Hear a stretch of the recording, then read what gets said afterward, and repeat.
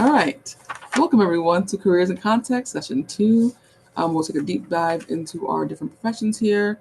And today we have Sandy Longo, Executive Director of the Lackawanna Library System, and John Voigt, who is a mine engineer, Erica Kennedy, our park ranger, Alexis Weber, environment education specialist, and our spotlight video will be by John Voigt. And we will have a Q&A after everyone speaks. And Sandy, you are first. Okay, wonderful. So good evening, everyone. My name is Sandy Longo. I'm the Executive Director of the Lackawanna County Library System. We have 7 member libraries, 2 branches, and a forthcoming bookmobile mobile library that's due in April. So that's exciting. I want to thank Nicole for inviting me to present on librarianship. It's not something I intended to be a librarian. I wish, looking back, I probably should have thought about it. But I do want to say that it's definitely a labor of love. And most people wanting to be a librarian are not really looking for, they're not looking for high salary, but they're looking for high rewards in other ways. That's how I'll put it. You'll see here some quick facts about librarians and library media specialists. The library media specialists are usually referring to school librarians, academic librarians, because of the component that working with classrooms and such with technology. Although I'm a public librarian and I work with technology all the time, so it's definitely not one or the other.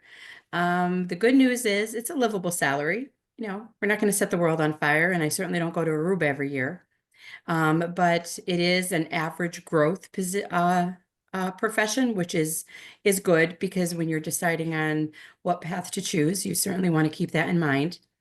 A lot of people don't realize that there are many types of librarians. So you have your academics, so your colleges and your universities. You have administrative services, which I am. I'm administrative because I'm the administrator of the system, but I'm also in public libraries. So public librarianship is subdivided. You can be a children's librarian, a teen librarian. I was both.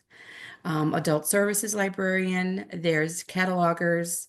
That they're the ones that kind of prepare the items that we circulate for the public and prepare them to go out, and we collect all kinds of data when they do circulate. So there's all types of positions within the types of librarianship. So we already touched on school librarians. Usually they're referred to as media specialists. And then there's special. There's corporate, there's law, there's medical. Interestingly enough, there's prison, which brings in a whole set of the special librarianships. It brings in a whole bunch of different components, from research to restrictions, especially when it comes to sharing of information. Then there's technical services. So we refer to them, like everybody else, as IT, information technology. And sometimes our public-facing librarians are referred to as user services librarians. So that's depending on what your audience is, whether it's the general public or whether it's the population of an insurance company. They hire librarians. Publishing houses, things like that. So there's a lot of, it's a skill set that definitely you'd be surprised how versatile it is. How to become a librarian, you need a master's degree, preferably an accredited master's degree from an association where their curriculum, or from a university where their curriculum is approved by the American Library Association. And also along the way, you need different licenses, certifications, registrations. For in Pennsylvania, you need to be You need to apply for your certification as a professional librarian through Office of Commonwealth Libraries. So it's, beyond your master's degree. And then, of course, you have the professional development that's required. And you could even go into postgraduate studies. Okay, so these are some of the general duties, and it's kind of, the general duties are, they're used in daily librarianship because no day, one day is the same. It changes minute by minute. You could be thinking about, like most professions, I'm sure, or many, you think you're going in and you're going to work on A, B, and C, and then you end up leaving for the day, not touching A, B, and C, but X, Y, and Z got done.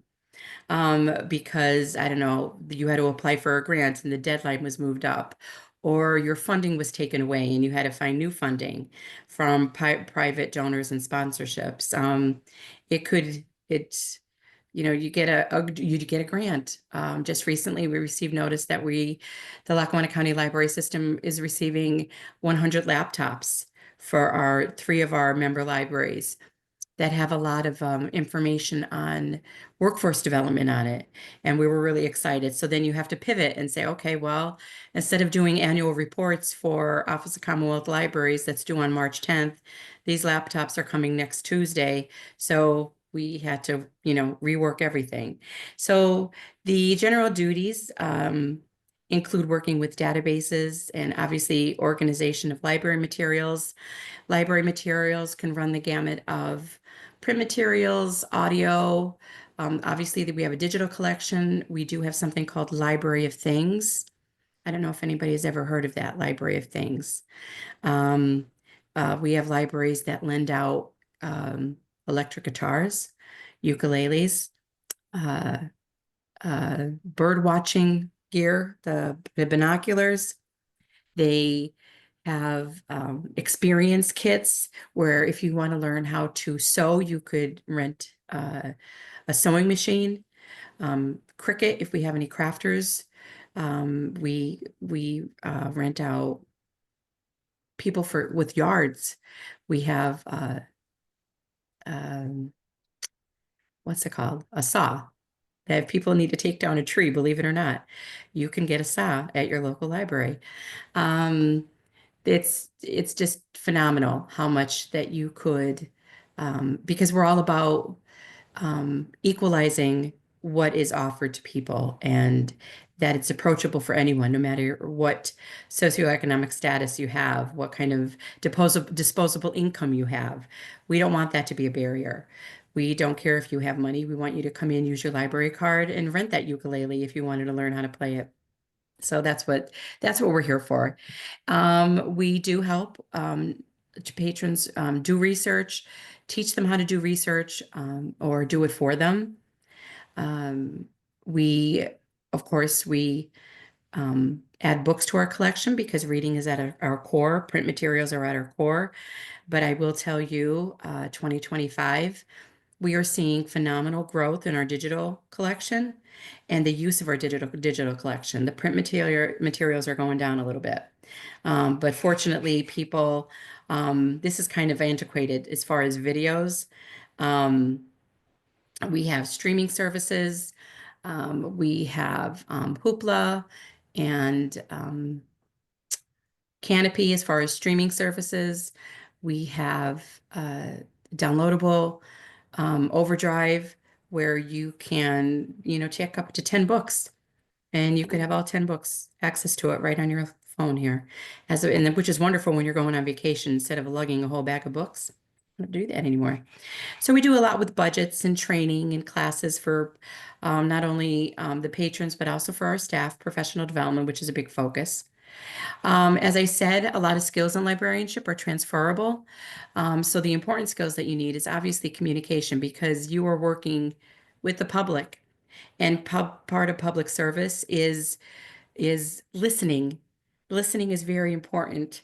Sometimes I'm sure, sometimes when you're working with people or even if you go into a fast food restaurant, sometimes there's people that you think, okay, you're miserable.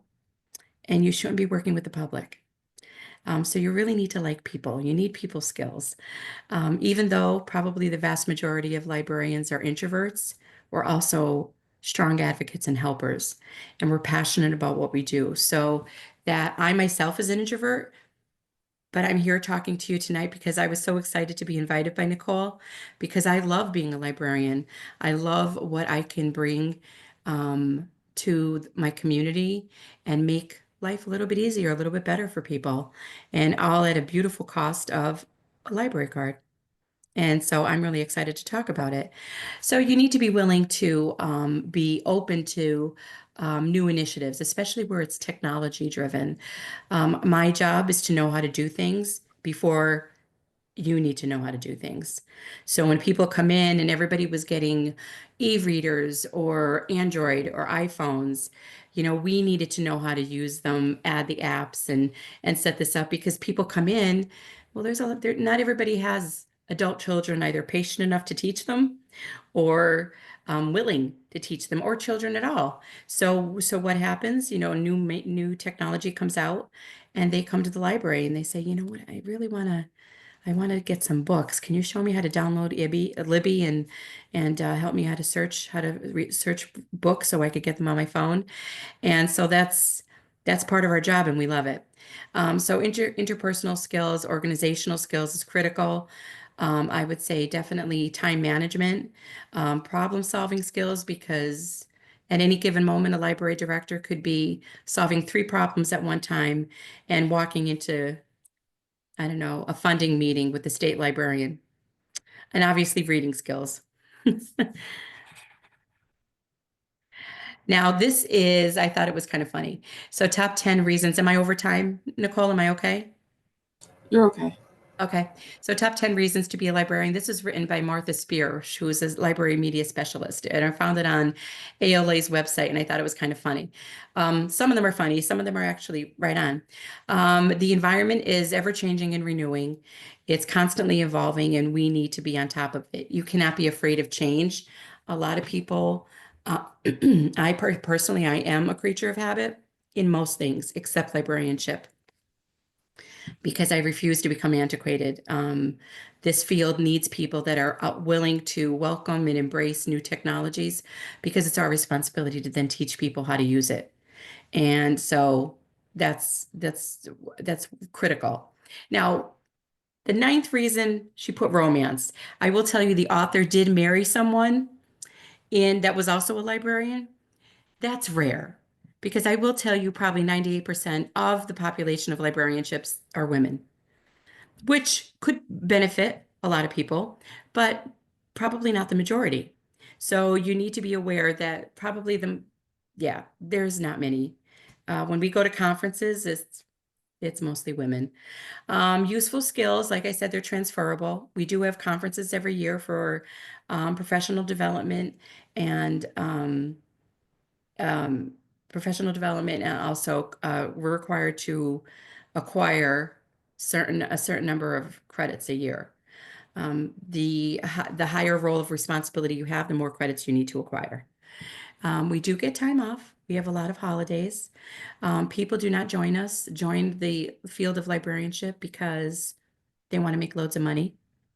But we do have some perks. Time off is definitely one of them. All the books you could want. That's another perk.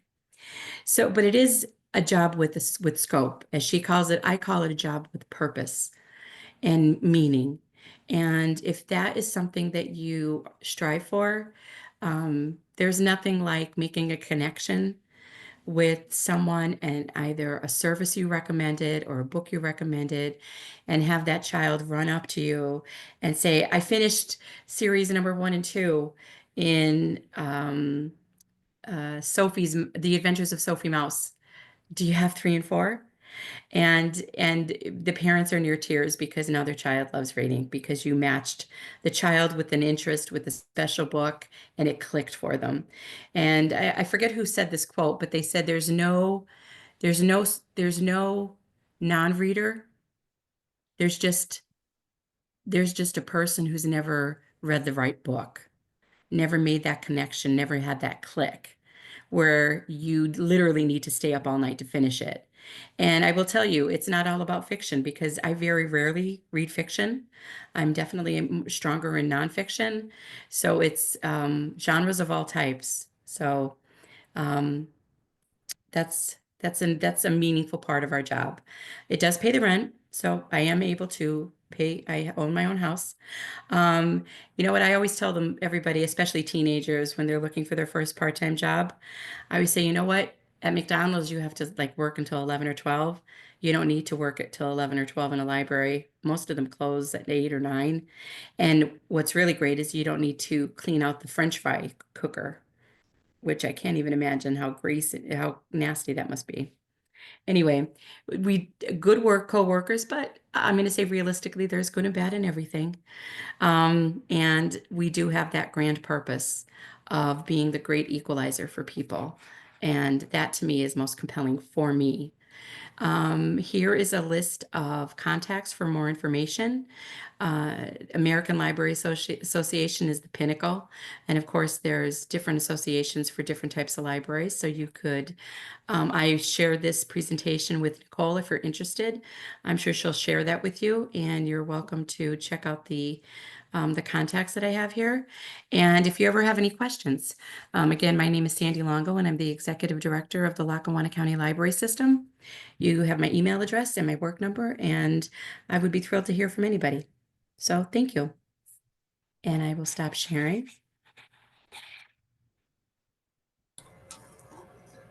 That's it. Thanks, Sandy. That's great. You're welcome. All right. So John Voigt, our mine engineer, is next. I'm going to hopefully get this to work. Play his short video here where you can hear from students, mine engineering students. My name's Sam Baker. I'm a mining engineer for Rosebud Mining Company, as well as a member of the SME Young Leaders Committee. Hello everyone, my name is Isabel Casasbuenas. I'm a mining and metallurgical engineer from Colombia. I'm Fang Yu, and I'm a miner. I am Catalina Vanegas, and I am a miner. I'm Jesus, and I'm a miner. I'm Chelsea, and I'm a miner.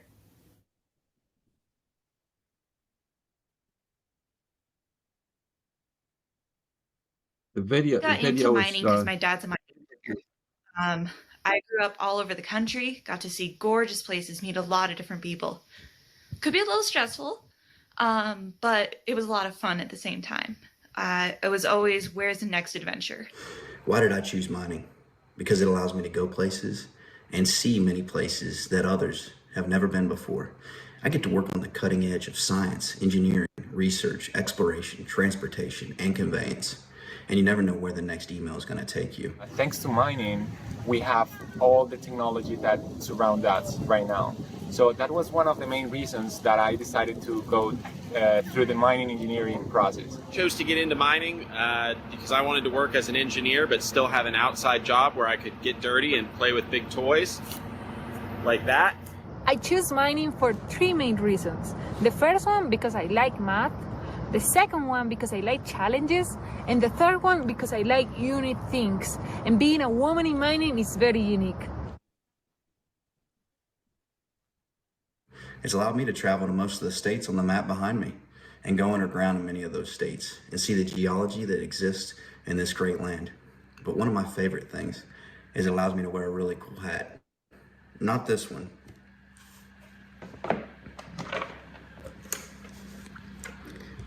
This one. One of my favorite things about working in the mining industry is the really big equipment I can work around every day. So I can't fit one in my living room. This is an idea of how big these trucks are. So you can tell that you need a staircase just to make it to the top to get to the steering wheel. Mining is a big family. Everybody watches out over each other. So why I love mining is mainly because everything that we see around or everything that we use every day is based on the mining industry. Without mining, we couldn't have cell phones, tools, watches, not even glasses. Everybody in this industry makes it great. That's really one of the best things is the people you meet. Everybody's friendly. You always have fun at work. And it's really just a fantastic environment.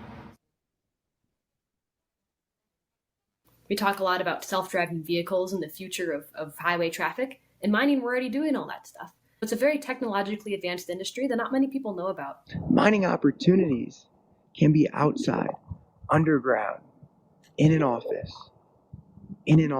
underground. Modern mining is safe, sustainable, and we take care of the environment.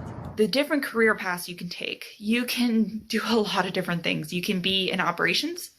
You can be a contractor, which is what I am right now. We work at different mines, so I get to go all different places, meet a lot of different people, see a lot of different rocks. You don't want to work in the field and get dirty like I do. You can be in consulting, you can work in academia. We mine metallurgical coal here in Pennsylvania that goes on to become steel and goes into your laptops, your cell phones, your cars, windmills, solar panels, airplanes. Anything you use that has steel in it comes out of one of our coal mines to start its life. There are many different roles to be a part of this industry, such as geology, an operator, a driller, working in sales, as an engineer, in technology and software, and also, most importantly, safety. Safety is the number one value in the mining industry.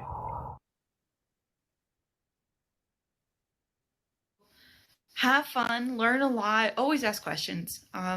It's a big world out there with a lot of awesome opportunities out there. So when thinking about your career, think about mining. I'm proud to be a miner. Choose mining. It's a good career.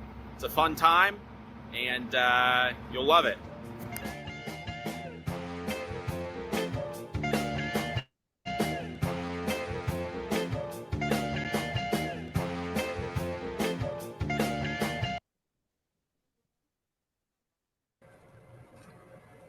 Alrighty, John, we want to take over with your slides.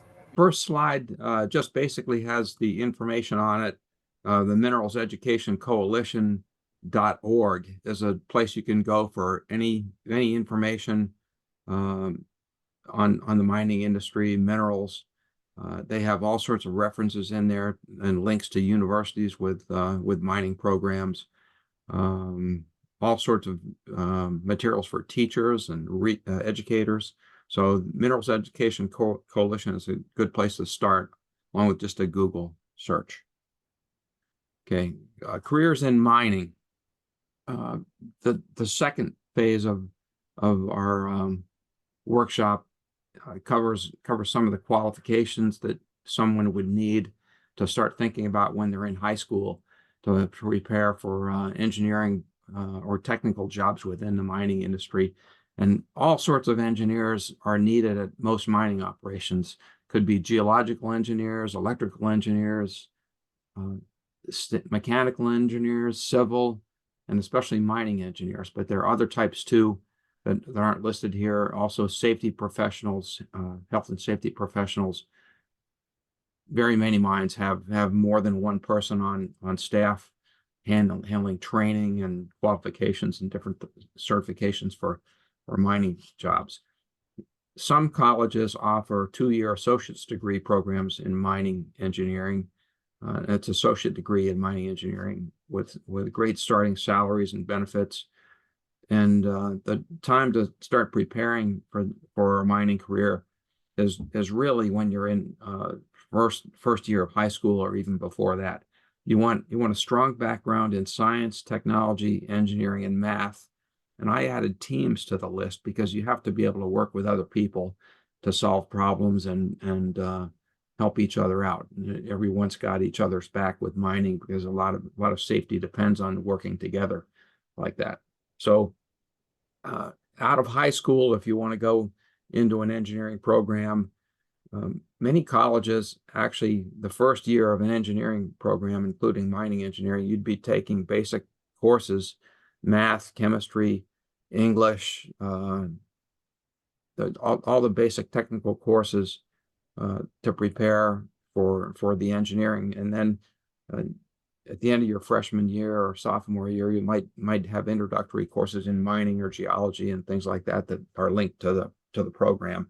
But after the first year and a half or so, you could easily switch majors from mining engineering to geological engineering, to civil engineering, other types of engineering, or science, it would be no problem to switch and still have the basic courses to continue on for a bachelor's degree.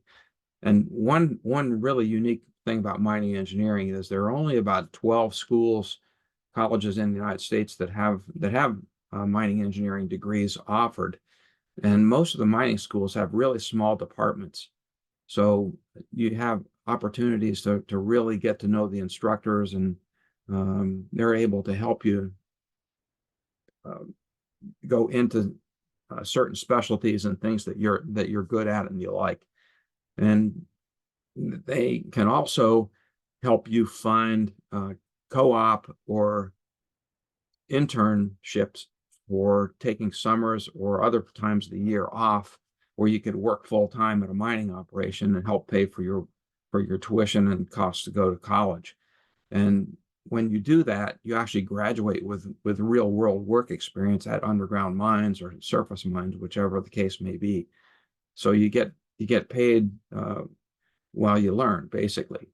And once you've graduated and you're working for a mining company, almost all the mining companies offer tuition reimbursement, so you can go on and get you can get courses towards a master's degree or an MBA degree or even a doctorate degree if you want to. There are a lot of opportunities like that that are out there. In a small department, the faculty members they'll get to know you and they'll help you do this sort of thing.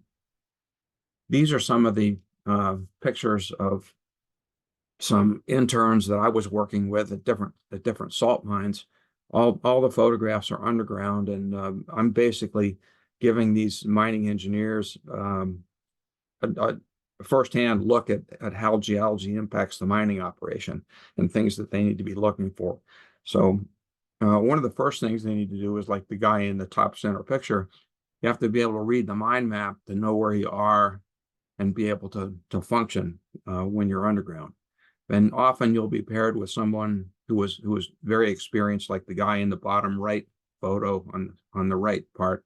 He's working with he's the mining engineer that intern was working with at that mine. And then on the left, that's one of me with the underground mining gear, basically. And a friend of mine is in the lower photographs, and he's taking pressure measurements in a drill hole for stresses and hydrology pressure and things like that. The upper right picture it's a control center where an operator can be sitting on surface in an office on that console, and he can be running remotely an underground loader that's digging ore out of that small entry, and he can track it on the screen and know exactly where it is.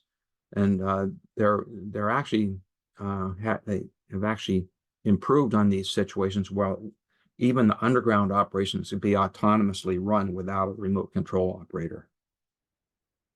And so mining today and in the future, this gives you an idea of the size of some of the equipment. And the bottom right is a control center where you have a couple professionals in the mining control center that they're collecting data from equipment and people all scattered over the operations. It looks like they're looking at drilling and blasting screens right now. But the technology that's required for this stuff, there's robotics, and artificial intelligence are presently being used in a lot of these operations for mines to make them more efficient, make the equipment last longer, that people are taken out of dangerous situations, and we can let equipment robots do the dangerous work. High-tech mining operations, we talked about some of the digitized data that can come in 24/7 to these control centers to monitor subsidence on the surface. It can monitor stress in the mine. It can monitor gases and ventilation flow through a mine, all sorts of things like that. And so we need people that are high-tech oriented to be able to do this stuff. And all these mine workings and the shapes of the blast and the roof and the sidewalls, they're scanned in with a LiDAR unit like the ones that they have on the roofs of automatic, the cars that run, like the taxis that run without an operator in San Francisco and things like that. And this is a couple photos of some of the people I've worked with. There are a couple guys on the top that are using 3D computer visualizations of a mine, and that's a young engineer in the orange shirt working with an experienced guy on 3D software. And then you have on the bottom right there are a few guys that are checking a monitoring hole on surface to monitor groundwater levels and things like that. The bottom left is a reclaimed mine site in eastern Pennsylvania where it was mined for anthracite coal, and it's all been reclaimed and put back into useful use. And Internet of Things, connected devices and sensors, that's one of the things that's really big right now. And one of the more recent news items that's come up just in the past few months that I've seen is that you have some really smart people like Bill Gates and Paul Allen were the two founders of Microsoft, and they've invested in a company that is they're applying artificial intelligence to all sorts of mining and geologic data from all around the world, and they're using it for exploration and pinpointing places around the world where they want to drill holes to see whether certain minerals are present in ore concentrations, specifically cobalt and rare earth minerals. And they're most active right in Africa right now, but these guys are looking at stuff all over the world. And every big mining company is doing the same thing. They're collecting massive amounts of data and using artificial intelligence to help find and be able to design a mining operation to most efficiently get the ore out of some of these rare deposits. And that's another mine control center. That's one that's controlling. They're watching equipment that's running without an operator in an underground mine, in the mapped mine workings and everything.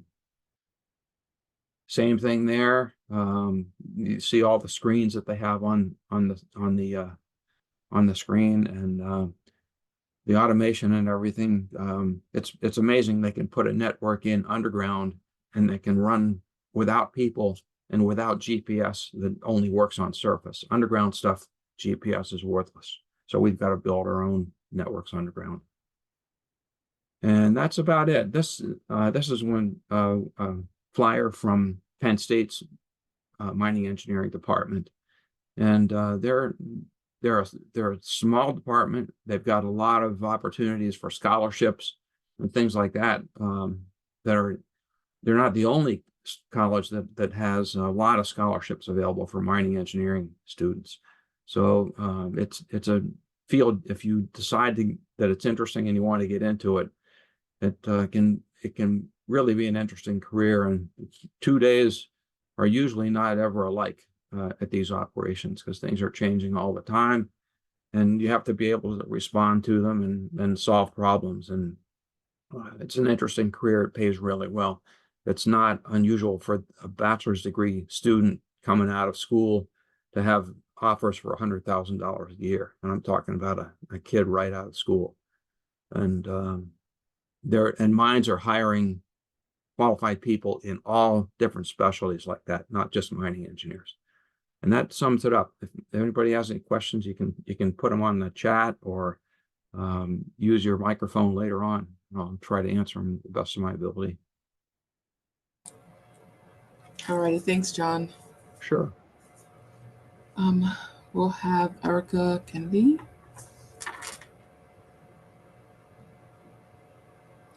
All right. Hello, everyone. Good evening. My name is Erica Kennedy, and I am a park ranger for the National Park Service. I'm going to share my screen for you. I do feel like I need to give you a little bit of an overview of who I am and what I do in order to get down to that deep dive that Nicole wanted us to get to. So this is actually my second career. My first career was as a teacher.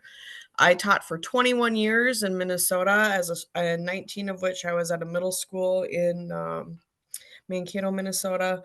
I have a bachelor's degree and a master's degree in education. I taught U.S. history and 8th grade ancient civilizations. Teaching is hard work, really stressful job. So at some point I just decided I needed to try something different. And as a history teacher, I had visited a ton of MPS sites to learn about history. So my goal was to work at a historic site.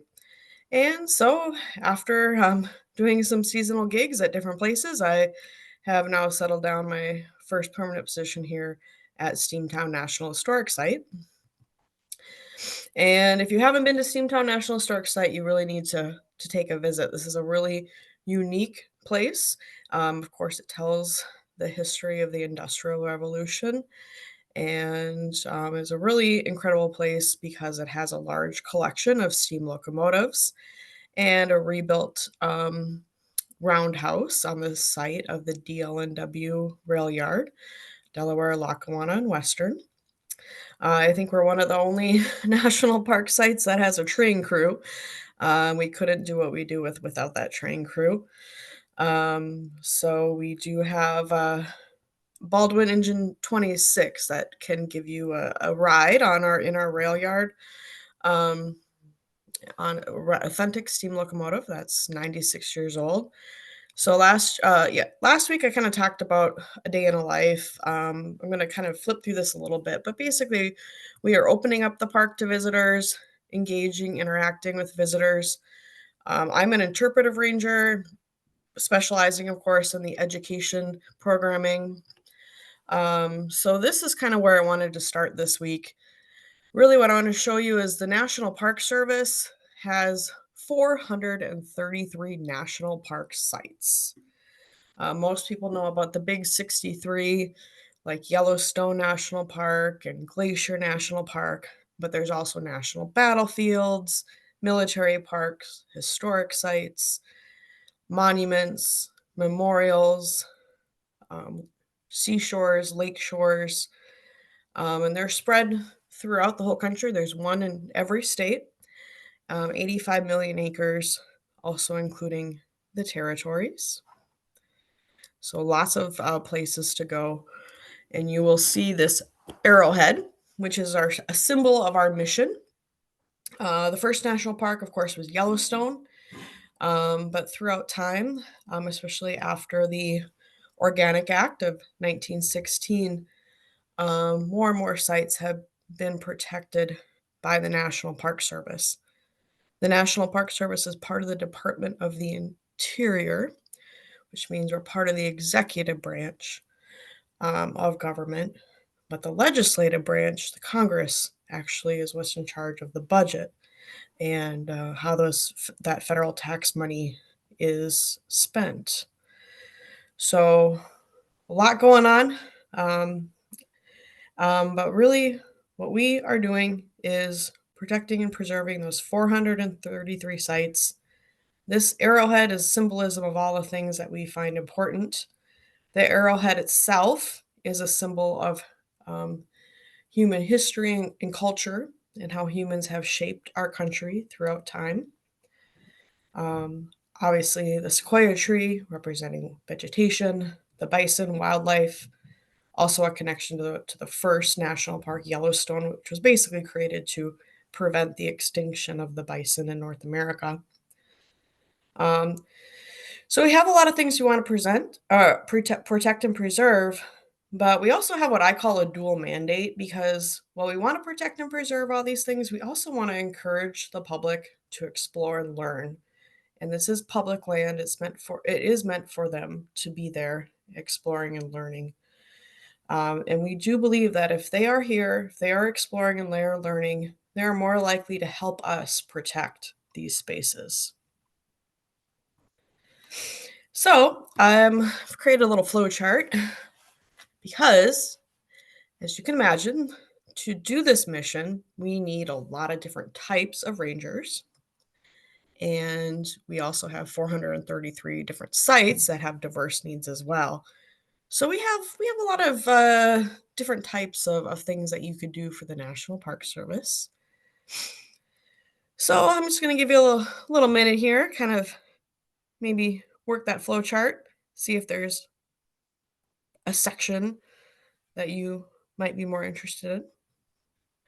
And then I'm going to briefly explain some of those ranger careers for you.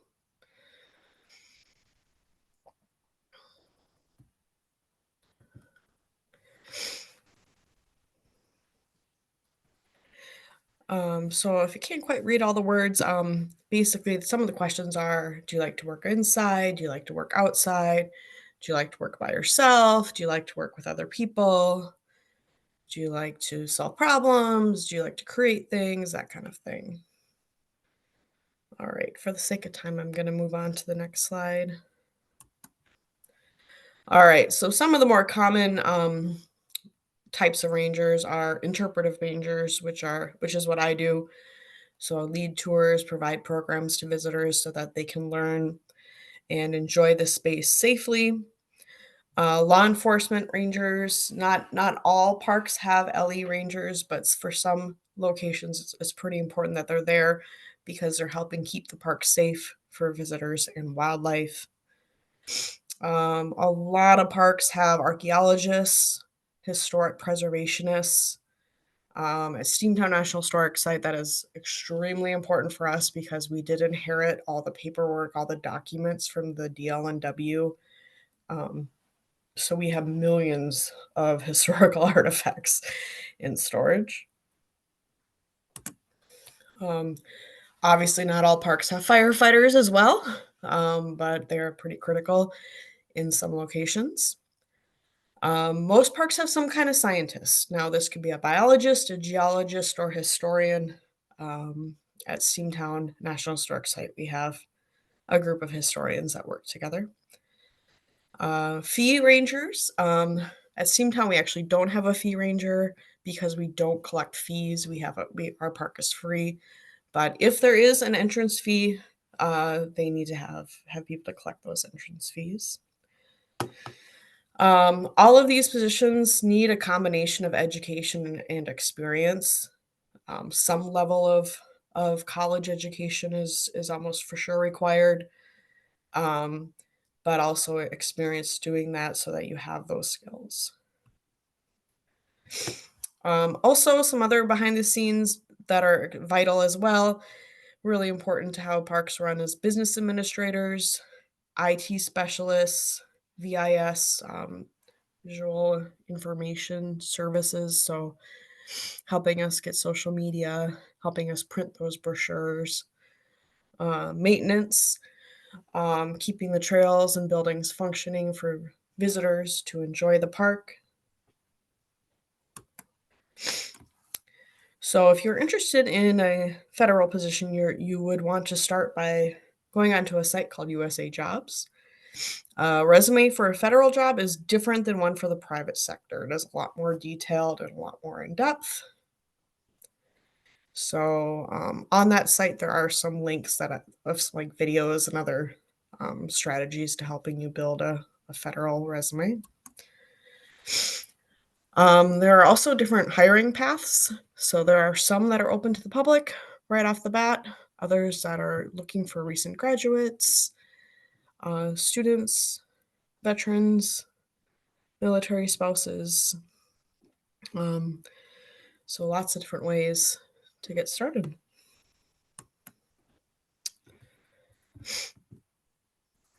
All right.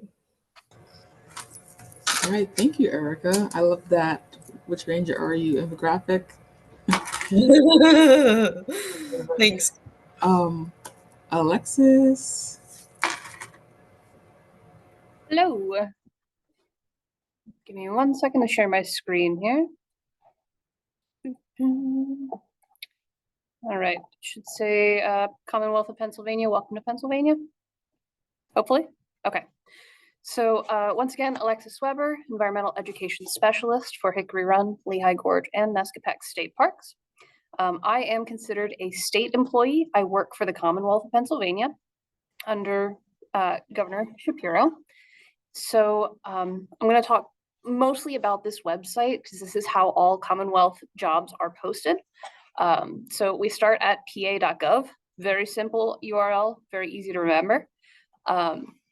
This has changed a little bit. If you've ever looked at this site before, with a new governor, we get a new look to everything.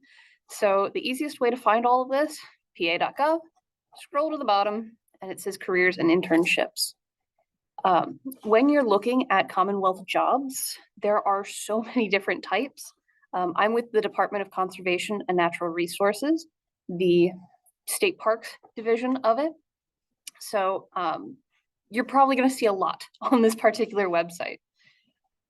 So they've got kind of a breakdown of different types of jobs open to the public. If you've not worked for the Commonwealth before, that's where you want to go. Internal postings are for people who are currently employed. So if I wanted to look for a job that I knew was coming open, I might look in internal postings. It's treated just a little bit differently. And then internships, fellowships, and apprenticeships. Those are going to be typically student opportunities to start on a career or to get some kind of familiarity with different careers throughout the Commonwealth. So you can also browse all sorts of information in here. And the one that I really wanted to highlight is the internships, apprenticeships, and fellowships. With our internships and such, there are, like I said, a lot of different opportunities, and it's an excellent way to figure out what you do or don't like from a job. I was an intern for 2 years at Cherry Springs State Park, which is a dark sky international hotspot. So I got to meet thousands and thousands of people over the course of 2 years worth of summer nights. And from there, I went straight into being an educator for the parks, which was what I wanted to do anyway. Had I not enjoyed that, I would not have been an educator for, gosh, I think 6 or 7 years now. So it was a really great way for me to get a taste of what I wanted to do and figure out what I liked and didn't like about the job. If you're not sure of, say, an internship or an apprenticeship, the Pennsylvania Outdoor Corps is also something that may be of interest. If you're familiar with Pennsylvania history at all and know about the CCC, Civilian Conservation Corps, this is kind of similar to that idea where it is a work program, in this case, a summer work program. They have different levels based on your age. So if we scroll down here, they do have the overview, and current opportunities is where you're going to want to look for that. Young adult crew is 15 through 18 years old. The young adult is 18 through 25. Youth summer program is 15 to 18. Field leaders is anyone 21 plus. So you would be assigned to a team. You gather together every day throughout the summer. Let's see what their season is here. March 17th through through November 26th, right there. So you meet up, hop in a vehicle, and go to your work site for the day. So you could be going to any number of locations depending on how far your particular group travels, and all of it is paid. So that's kind of nice as well. Here it's showing that the young adult crews, the 18 through 25s, is $15.50 an hour, which not terrible. You're getting a lot of hands-on skills. You're interacting with park staff. You're interacting with the public, and you're doing a lot of projects that help us out at the parks. So we have here at Nestor Park, we have a butterfly garden. This past year was the first year it's bloomed since it came in about 10 years ago, because we had a deer fence put in by our outdoor corps team. So that really helped us out here. Now we have that resource for showing visitors. If we go back to the open jobs and such, and we start clicking around, this website right here, governmentjobs.com, is the place that you apply. So whether you want to work in parks, work in forests, work in corrections, whoever you want to work for, this is where you find that information. So there are very handy filters over here. Again, you can see everything that's available. We'll do DCNR. And you just kind of scroll through, figure out what your interest is. It gives you all sorts of breakdown information. So most jobs with the Commonwealth are going to be civil service. They will either be seasonal or they will be year-round, which we call salary. So most state parks jobs are going to be seasonal, unfortunately. I got lucky enough that I'm year-round, hence me being here. There's just fewer of those jobs available. But that's not to say that being seasonal does not have its benefits. I was seasonal for a few years, and having the winter off was so nice. I could work in the off season. I could do unemployment if I chose. Kind of depends on your preference, but you can pick what location you'd like. It tells you the when it's posted, when it's going to close, average salary. For my job here, since I've been an educator for so many years, I'm just under, let's see, what am I at? About $28.50 an hour, which not too bad. But again, I've put in a few years. When I started in this position, it was probably closer to, I want to say like $23, $24. So there's all of that information. And sorry, there is a pop-up that is getting in my way. Then when you're poking around there as well, you can also find breakdowns of different job types. So this is the page for environmental education specialist, my job. And again, it gives a lot of overview information. You can see minimum, starting, annual, maximum, talks about pay scale, all sorts of stuff, and you can read further at your leisure for that. Generally, when you apply for a job, I personally save all of the answers for that I've filled out for the, it's just like a little quiz, not quiz, an assessment. There we go. I just save those answers so I don't have to retype everything the next time I apply for this job. And you'll be given a score. Depending on your score, you'll be offered an interview process, hiring. Huzzah, you are working in the parks. I saw there were a bunch of things popping up in chat. Doodly-doo. Oh, those are questions. Okay. So yeah, that's about it for hiring process as far as Commonwealth goes. And let's see what else. As far as specifically my job, I have a bachelor's in environmental education. So that and a minor in geology. So everything outside, didn't want to be stuck in an office, and it worked out for me. You don't have to have a degree. There are different kind of tiers of educator for parks. They all have their own requirements. Typically, X amount of experience is pretty standard. So I think for mine, it's about 3 years related environmental experience or education experience. But yeah, that is the breakdown for all of that. If you have questions, please feel free to drop them. And this will be the time to ask questions. You can ask in the chat if you like, or if you, so there are a few in the chat, or if you just want to vocalize them, you can do that as well. But now is the time for that. I had a question for Sandy. I swear the microphone is the bane of my existence. I always forget. I start talking and then I'm like, I can't, never mind. Yes, what can I say? What can I do for you? So where did you go to school to get your degree, and how do you use your degree in other aspects of your life besides library work? Well, isn't that a wonderful question? I went to Marywood University. You could tell how I told when I said I didn't take a direct path to librarianship. You'll understand why. I went to Marywood University and I received undergraduate degrees in legal studies and political science. And when I went to, I worked for a magistrate while I went to school. And I applied to his law school that he went to. So I applied to Dickinson, I got in, but then when I got there, I realized I was wanting to be him and not me. So then I went back to Marywood because you go back to what you love and you know, and I got a master's degree in reading education. Then I started working as a non-degree librarian in public libraries, and I just found love. I knew that's where it was. If I were independently wealthy, I'd be in school all the time and just not use it, but just go to school. That's how much I love it. And then I ended up at the University of Pittsburgh for my master's in library and information science. And the way that I use it in my day-to-day, it's not a great thing, but I research things within an inch of my life, whether it's medical, legal, like I'm the go-to for the family. I am a walking dictionary and thesaurus for my nieces. One who's now 33, living in Philadelphia and a lawyer, and another who's 28, a dentist and living in Harrisburg. So I don't know why I bought them dictionaries when they started school, because they just text me, call me. So that's basically, research definitely, and consumer reports, looking for, so it's not just like academia, which I love, but I really do, I research things within an inch of my life. Sometimes that's good, sometimes not so.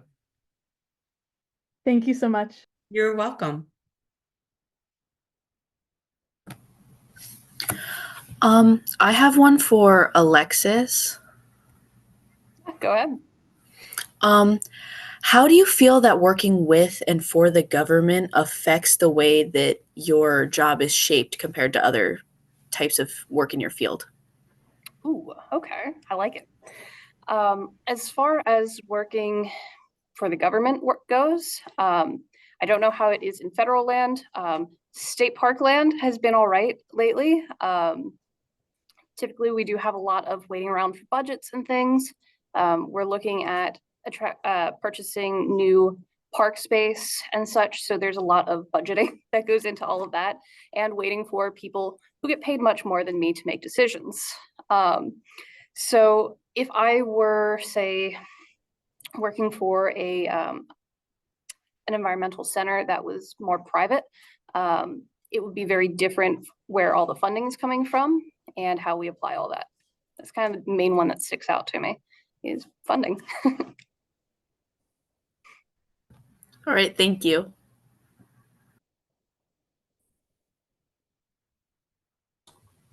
Just quickly for the recording's sake, someone asked Erica, what are the potential internship opportunities that are typically offered specifically college students who are interested in going into the interpretive historic preservationist realm? And Erica wrote, you can start by doing some volunteering while you're in college, and supplied a few links, which I will copy and share with everyone in the afterward email. But if anyone else has any questions. Oh, I have one. Can I ask one? I don't know if it was John or if it's Erica. Who was the one that had the vehicle where you actually had to climb stairs to get into?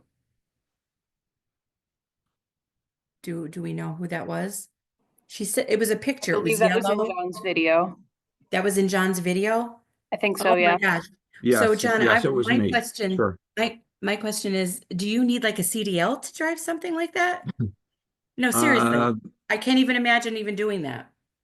You need to be trained to operate every piece of equipment that you're going to operate at a mine.